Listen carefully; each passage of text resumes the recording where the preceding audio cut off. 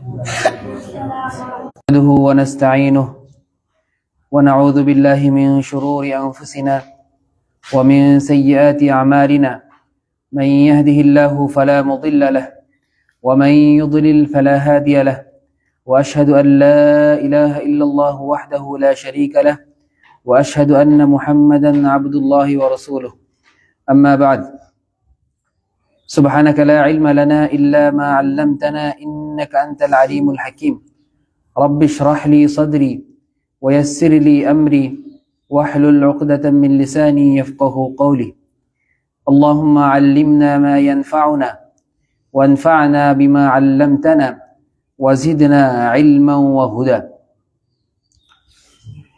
الحمد لله আজ মুখতাসর হায়াতি সালাফ এই কিতাবের তৃতীয় দর্শ আল্লাহ সুবহানাহু ওয়া তাআলা এই কিতাবের মাধ্যমে আমাদেরকে উপকৃত করুক।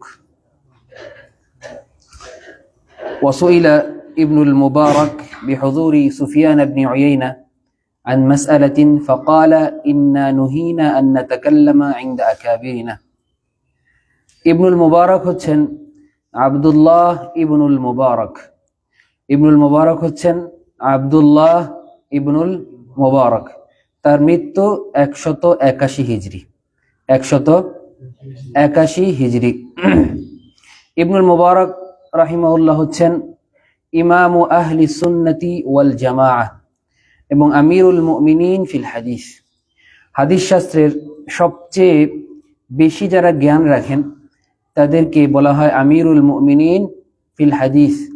যেরকম ইমাম বুখারী রাহিমাহুল্লাহ, ইমাম মুসলিম রাহিমাহুল্লাহ বা ইমাম আহমদ, ওনাদের মতো যারা আছেন ওনাদেরকে বলা হয় আমিরুল মুমিনিন ফিল হাদিস। এরকম একজন আমিরুল মুমিনিন ফিল হাদিস হচ্ছেন ইবনুল মুবারক, আব্দুল্লাহ ইবনুল মুবারক আল খুরাসানি রাহিমাহুল্লাহ, যিনি বিখ্যাত সব ইমামদের উস্তাদ ছিলেন। যেমন ইয়াহইয়া ইবনু মাঈন ইমামুল জারহ ওয়াত তা'দীল, ওনার উস্তাদ ছিলেন। আব্দুর রহমান ইবনু মাহদি ওনার উস্তাদ ছিলেন। এরপরে অন্যান্য এরকম যারা বিখ্যাত আলেম ছিলেন ওনাদের উস্তাদ ছিলেন। সুইলা ইবনুল মুবারক, ইবনুল মুবারক রাহিমাহুল্লাহকে একবার জিজ্ঞাসা করা হলো বিহুজুরি সুফিয়ান ইবনে উয়াইনা, সুফিয়ান ইবনু উয়াইনা রাহিমাহুল্লাহর উপস্থিতিতে। সুফিয়ান ইবনু উয়াইনা রাহিমাহুল্লাহ উনিও একজন বড় মাপের মুহাদ্দিস, শুধু মুহাদ্দিসই নন বরং আমিরুল মুমিনিন ফিল হাদিস। আমিরুল মুমিনিন ফিল হাদিস। যেরকম সাধারণত মুসলিম সমাজে সবচেয়ে শক্তিশালী এবং প্রভাবশালী যিনি ব্যক্তি তিনি হচ্ছে মুসলমানদের সুলতান বা খলিফা, তাকে বলা হয় আমিরুল মুমিনিন। এরকম ইলমুল হাদিস বা হাদিস জগতের সবচেয়ে যারা জ্ঞানবান ব্যক্তি তাদেরকে বলা হয় আমিরুল মুমিনিন ফিল হাদিস। সুফিয়ান ইবনু উয়াইনা রাহিমাহুল্লাহ তিনি 198 হিজরিতে ইন্তেকাল করেছেন এবং তিনি একজন মুজতাহিদ ইমাম ছিলেন। এবং ইমাম আহমদ, ইমাম মালিক, ইমাম শাফি ওনাদের মতো ওনারও মাযহাব ছিল, কিন্তু যুগের পরিক্রমায় ওনার সেই মাযহাবটি নিশ্চিহ্ন হয়ে গিয়েছে। তো ইবনুল মুবারক রাহিমাহুল্লাহকে সুফিয়ান ইবনু উয়াইনার উপস্থিতিতে একটি মাসালা জিজ্ঞেস করা হলো। ফাকালা, ইবনুল মুবারক বললেন ইন্না নুহিনা আন নাতাকাল্লামা ইনদা আকাবিরিনা, আমরা আমাদের বড়দের সামনে, আমাদের শ্রদ্ধেয় মানুষদের সামনে, বিশেষ করে আমাদের উস্তাদদের সামনে আমাদেরকে কথা বলতে নিষেধ করা হয়েছে। অর্থাৎ আমরা শিখেছি যে আমরা আমাদের বড়রা যদি আমাদের সামনে থাকে এবং যদি কোনো প্রশ্ন করা হয় এর উত্তর আমরা দিব না। এটা হচ্ছে ইলমের আদাব। যে যত বেশি হতে পারে কোনো এক মাসালাতে আমি অনেক জানি, আমার সামনে আমার উস্তাদ আছেন কিংবা এমন ব্যক্তি আছেন যিনি আমার থেকে বয়সে বড়, এই ক্ষেত্রে আমাকে চুপ থাকতে হবে। অনেক ক্ষেত্রে দেখা যায় অনেক বড় শায়েখ থাকেন কিন্তু তার সামনে একজন সাধারণ মানুষ সে জবাব দিয়ে দিচ্ছেন, কি বড় দুঃসাহস। আব্দুল্লাহ ইবনুল মুবারক রাহিমাহুল্লাহর মতো মানুষ যিনি সুফিয়ান ইবনু উয়াইনার সামনে উত্তর দিচ্ছেন না, সেক্ষেত্রে আমাদের মতন সাধারণ একেবারে তালিবুল ইলমরা দেখা যায় অনেক সময় এই দুঃসাহস করেন। আল্লাহ সুবহানাহু ওয়া তাআলা আমাদেরকে মাফ করুন। وذكر رجل عند بعض السلف عالما بشيء فقال, একবার কোন এক সালাফ এর কাছে এক ব্যক্তি আরেক আলেমের কিছুটা দুর্নাম করলো। فقال مه, তিনি বললেন চুপ থাকো। লা তাযকুরিল উলামা বিশাইইন, উলামাদের ব্যাপারে কোনো খারাপ কথা বলো না। কারণ তুমি যদি ওলামাদের ব্যাপারে দুর্নাম করো বা কোনো খারাপ কথা বলো, ফায়ুমিতুল্লাহু কলবাক, আল্লাহ সুবহানাহু ওয়া তাআলা তোমার হৃদয়কে ধ্বংস করে দিবেন, হৃদয় মরে যাবে, হৃদয়কে মৃত্যু দান করবেন। অর্থাৎ একটা গাছ যখন মরে যায় তাতে কোনো ফল হয় না, ঠিক হৃদয় যদি মরে যায় তাতে ইলম, আমল, ইমানের কোনো ধরনের সামারা তাতে প্রকাশ পাবে না, এই হৃদয়ের মাধ্যমে কোনো কিছুই হাসিল হবে না। এই জন্য প্রিয় তালিবুল ইলমরা, কখনোই কোনো আলেমদের দুর্নাম করা যাবে না।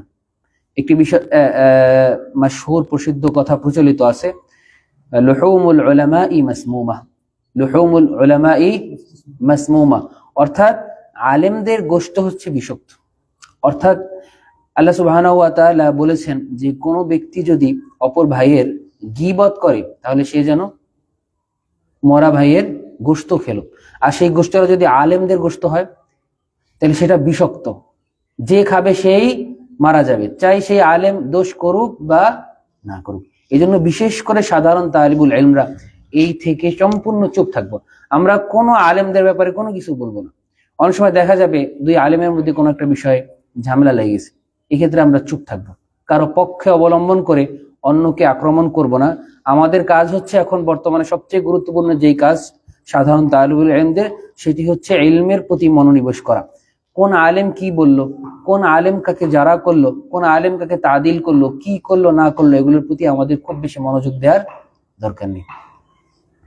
ওয়ান কাতাদাতা রাহিমাহুল্লাহ قال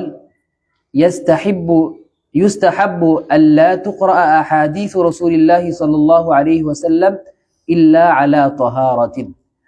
কাতাদা হচ্ছেন কাতাদা ইবনু দিআমা, কাতাদা ইবনু দিআমা বিখ্যাত একজন তাবিঈ, এবং আব্দুল্লাহ ইবনু আব্বাস রাদিয়াল্লাহু তাআলা আনহু সহ অন্যান্য বিখ্যাত মুফাসসিরদের যিনি শাগরিদ ছিলেন। এবং তাফসীর শাস্ত্রে যে কজন বিখ্যাত মানুষ আছেন এবং হাদিস শাস্ত্রেও যে কজন বিখ্যাত মানুষ আছেন তাদের মধ্যে উল্লেখযোগ্য হচ্ছেন কাতাদা। ওনার মৃত্যু 118 হিজরি, ওনার মৃত্যু 118 হিজরি। قال يستحب ألا تقرأ أحاديث رسول الله صلى الله عليه وسلم إلا على طهارة। উত্তম হচ্ছে যে রাসূল সাল্লাল্লাহু আলাইহি ওয়াসাল্লামের হাদিসগুলো পবিত্র অবস্থায় পাঠ করা হবে। তো যথাসম্ভব চেষ্টা করা যে রাসূল সাল্লাল্লাহু আলাইহি ওয়াসাল্লাম এর হাদিসগুলো পবিত্র অবস্থায় পাঠ করা, চেষ্টা করা, এটা উত্তম। ওয়াকানা মুহাম্মদ ইবনে সিরিন ইয়াতামাসসালু আশ-শি'র। মুহাম্মদ ইবনে সিরিন, মুহাম্মদ ইবনে সিরিন আমরা অনেকেই এই নামটা শুনেছি, বিখ্যাত তাবিঈ। ওনার মৃত্যু 110 হিজরি, ওনার মৃত্যু 110 হিজরি। বিখ্যাত মুহাদ্দিস ছিলেন, মুফাসসির ছিলেন, এবং আমরা যে জন্য ওনাকে খুব বেশি চিনি সেটা খুব ভালো স্বপ্নের ব্যাখ্যা করতে পারতেন। এটা অন্তত সবাই আমরা জানি যে ইবনে সিরিন খুব ভালো ব্যাখ্যা করতে পারতেন স্বপ্নের। তো উনি ইয়াতামাসসালু আশ-শি'র, কখনো কবিতা বলতেন, ওয়ায়াযকুরু শাইআ, এবং কখনো কোনো একটা বিষয় মনে করতেন, ওয়ায়াযহাকু, এবং হাসতেন। হাত্তা ইযা জাআ আল হাদিস, কিন্তু যখন কেউ একটা হাদিস বলতো বা কোনো একটা রাসূলের হাদিস সামনে আসতো, কালাহা, তখন তিনি সিরিয়াস হয়ে যেতেন। কালাহা মানে হচ্ছে ভুরু কুঁচকে দেয়া। মানুষ ভুরু কখন কুঁচকে দেয়? যখন সিরিয়াস হয়, যখন কি হয়? সিরিয়াস হয়ে যেত। ওয়ানযাম্মা বা'দহু ইলা বা'দ, এবং আঁটোসাঁটো হয়ে বসতেন, অর্থাৎ তখন আর দুষ্টামি ছেড়ে দিতেন, একেবারে চুপচাপ হয়ে রাসূলের সেই হাদিসটা শুনতেন। এই জন্য যারা আমরা বিশেষ করে দার্সগাহে বসি, এর মধ্যে বিশেষ করে যারা আমরা হাদিসের দার্সগাহে বসি, হাদিসের যে ক্লাসগুলো আছে এগুলোর প্রতি আমরা বিশেষ যত্নবান হব, উযু সহ বসার চেষ্টা করব, এবং কোনো ধরনের হাসাহাসি এবং একে অপরের সাথে দুষ্টামি করা থেকে বিরত থাকব। আল্লাহ আমাদেরকে তৌফিক দান করুক। ওয়াকাল আয-যুহরি রাহিমাহুল্লাহ, যুহরি হচ্ছেন বিখ্যাত একজন মুহাদ্দিস, যিনি সুন্নাহ সর্বপ্রথম সংকলন শুরু করেছেন। ওনার নাম হচ্ছেন মুহাম্মদ ইবনু মুসলিম ইবনু উবাইদিল্লাহ ইবনে আবদিল্লাহ ইবনু শিহাব আয-যুহরি, যাকে সংক্ষেপে বলা হয় ইবনু শিহাব আয-যুহরি। তার মৃত্যু হচ্ছে 124, এবং উনি ইমাম মালিক রাহিমাহুল্লাহর খুবই ঘনিষ্ঠ ওস্তাদ ছিলেন। উনি বলেন, খাদামতু উবাইদুল্লাহ ইবনে আবদিল্লাহ ইবনে উতবা। মদিনাতে তাবিঈদের যুগে প্রসিদ্ধ 7 জন ফকি ছিল। কয়জন ফকি ছিল? প্রসিদ্ধ 7 জন, যাদেরকে একসাথে বলা হতো আল ফুকাহাউস সাবআ। আল ফুকাহাউস সাবআ, এই 7 জন ফকিহের মধ্যে একজন বিখ্যাত ফকি হচ্ছেন উবাইদুল্লাহ ইবনে আবদুল্লাহ ইবনে উতবাহ। ওনার ছাত্র ছিলেন ইবনু শিহাব আজ-জুহরি, এবং উনি ওমর ইবনে আব্দুল আজিজ, বিখ্যাত খলিফা, ওনার ওস্তাদ ছিলেন। ওমর ইবনে আব্দুল আজিজ রাহিমাহুল্লাহ ওনাকে অত্যন্ত শ্রদ্ধা করতেন এবং ভালোবাসতেন। তো জুহরি বলেন, আমি উবাইদুল্লাহ ইবনে আবদুল্লাহ ইবনে উতবার খেদমত করেছি। হাত্তা ইন্না খাদিমাহু লা ইয়াখরুজু ফায়াকুল মান বিল বাব। কখনো আমি যখন ওনার বাড়িতে যেতাম, তখন দরজায় করানাঘাত করতাম, তখন ওনার খাদেম বের হয়ে এসে বলতো যে দরজায় কে? ফাতাকুলুল জারিয়া, তখন ঘরে যে দাসী থাকতো সে বলতো গোলামুক, তোমার গোলাম, তোমার গোলাম। ফাতাযুন্নু আন্নী গোলামুহু, ওনার দাসী মনে করতো যে আমি ওনার গোলাম। এর কারণ কি? কারণ উনি ওনার ওস্তাদের প্রচুর পরিমাণে খেদমত করতেন। ওনার ওস্তাদের প্রচুর পরিমাণে খেদমত করতেন, এত বেশি খেদমত করতেন, ওনার দাসী মনে করতো যে আমি যেরকম ওনার দাসী, এই ইবনু শিহাব আজ-জুহরি সেও মনে হয় একটা দাস। তিনি বলেন, ওয়াইন